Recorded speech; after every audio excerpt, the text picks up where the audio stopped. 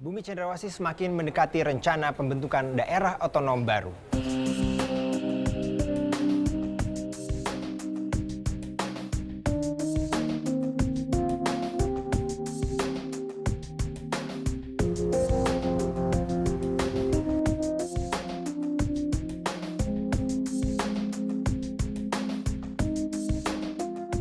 Sidang paripurna DPR 12 April yang lalu berlangsung tanpa interupsi, sehingga Ketua DPR Puan Maharani langsung memberikan persetujuan terhadap pemekaran 3 provinsi di Papua, yakni Papua Selatan, Papua Tengah, hingga Provinsi Pegunungan Tengah.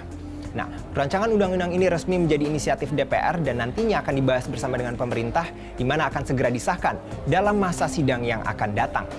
Mendengar kabar ini dari Jakarta, Ketua Majelis Rakyat Papua Timotius Murib geram karena pembahasan rencana pemekaran ini tak sekalipun melibatkan MRP dan DPRP sebagai representasi masyarakat asli Papua. Sejumlah manuver untuk menemui sejumlah pimpinan partai politik dan menteri dilakukan, meminta pemerintah pusat menunda pembentukan daerah otonom baru di Papua. Timotius juga sempat menyinggung Undang-Undang Otonomi Khusus Papua yang saat ini sedang digugat di Mahkamah Konstitusi karena dinilai telah mereduksi kewenangan MRP dan menjadi salah satu penyebab mengapa MRP tidak diikutsertakan dalam pembahasan pemekaran wilayah Papua.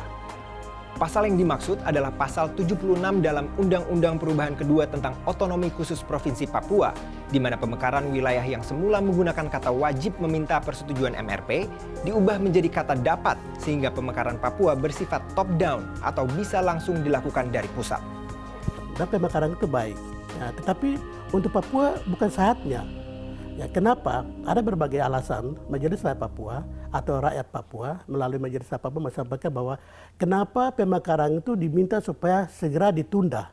Sudah sampai ada cabutan moratorium atau setelah pilkada. Ya, setelah pilkada barulah kita bicara tentang pemekaran dan lain-lain. Nah, kenapa? Pertama, masih moratorium. Kedua, tanpa ada kajian ilmiah. Ketiga, tidak melalui aspirasi masyarakat.